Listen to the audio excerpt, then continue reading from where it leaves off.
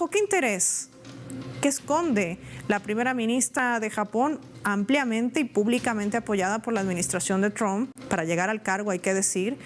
y con ello destinar más del 2% del Producto Interno Bruto? Ella decía en una reciente declaración, y lo pongo en contexto, hay una amenaza en la región, decía, apuntaba a China, Corea del Norte, China y Rusia. ¿Qué representa estas declaraciones?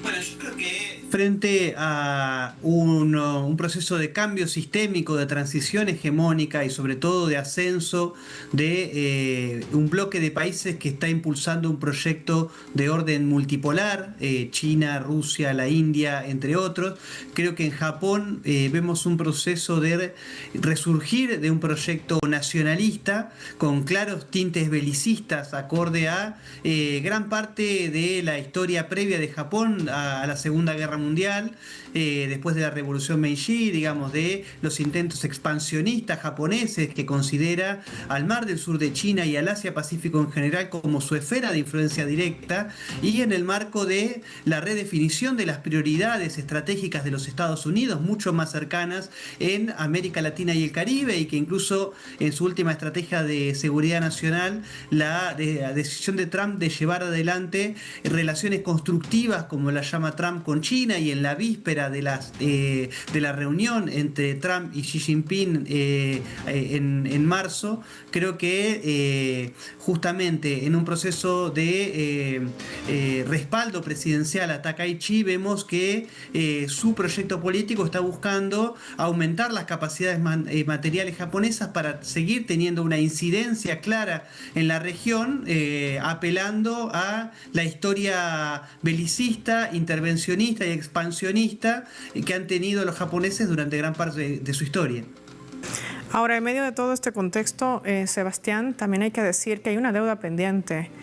Armas químicas. Siempre ha sido un llamado del gigante asiático para que Japón no solamente se una a este tratado, sino que elimine las que ha dejado con la invasión nipona en el gigante asiático. Pero pareciera también que detrás de esta decisión viene la mano del sionismo. Hoy muy aliados también en materia militar, un Israel que sigue bombardeando Gaza, que sigue asesinando niños, asesinando civiles, destruyendo la infraestructura, todo para el beneficio inmobiliario. ¿Qué representa también este paso? Bueno, creo que es un poco la historia japonesa y cómo Japón ha construido su propia historia como una especie de gendarme regional con capacidad y con la posibilidad de tomar acciones unilaterales sin ningún tipo de consulta con ninguno de los países de la región,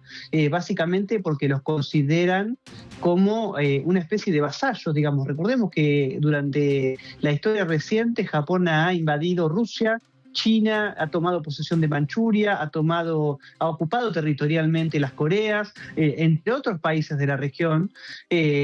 Japón no solo no ha condenado ni repudiado sus crímenes de guerra, incluso genocidios que ha cometido, por ejemplo, durante la masacre de Nanjing, sino que reivindica sus acciones durante la Segunda Guerra Mundial y previo a la Segunda Guerra Mundial. Y creo que justamente por eso Japón está tomando una posición que tiene que ver con intentar frenar no solo el avance económico y político de la República Popular China, sino también intentar el proceso de articulación que China está teniendo con el resto de los países de la región. Creo que esta posición unilateralista de Japón claramente no puede hacerse sin el apoyo o sin la venia de los funcionarios de los Estados Unidos. Brzezinski ya en 1997 lo conceptualizó sin tapujos a Japón como un protectorado norteamericano. Japón sigue ocupando ese lugar y está claro por las acciones que está llevando adelante el actual gobierno japonés encabezado por Takaichi, y creo que por eso tanto China como otros países de la región están siendo enfáticos en rechazar el vertido de sustancias químicas radioactivas de Japón en el Mar del Sur de China y exigir que Japón cese con esas prácticas unilaterales en la región. Sí, porque además esto, Sebastián, tenía que ser decisivo, lo había anunciado el propio presidente estadounidense, la determinación que asuma la Corte Suprema sobre sus aranceles. Él decía que había recaudado cerca de 175.000 millones de dólares y la Corte puede determinar que como son nulos, no son legales, ese es el término que utiliza el dictamen, pues tendrá que reembolsar. Una economía ya precaria, lo íbamos viendo en comparación de otras potencias como el gigante asiático. Esto también tiene que ver con esta estrategia geopolítica de imposición y de chantaje que parece que se está agotando. Sí, y yo creo que tiene que ver o hace referencia a la debilidad estructural que Donald Trump está atravesando a nivel interno de la política al interior de los Estados Unidos, la grieta estratégica en el establishment de poder norteamericano, que justamente hacen que todavía continúe abierta la oportunidad histórica para las potencias emergentes del sur global de desarrollar propuestas contrahegemónicas en el marco de la crisis integral de la hegemonía de los Estados Unidos. Hoy Donald Trump ha recibido la durísima noticia del revés de la Corte Suprema que declara ilegales la política de aranceles por parte de los Estados Unidos, una política que Trump había utilizado permanentemente como mecanismo de chantaje y como mecanismo de presión para forzar negociaciones con los países del sur global e incluso bloquear o intentar bloquear el proceso de desdolarización del comercio internacional y el proceso de deslocalización de su aparato productivo. La Corte Suprema lo ha declarado ilegal, pero Donald Trump parece redoblar la apuesta y ahora ha anunciado un arancel global del 10%,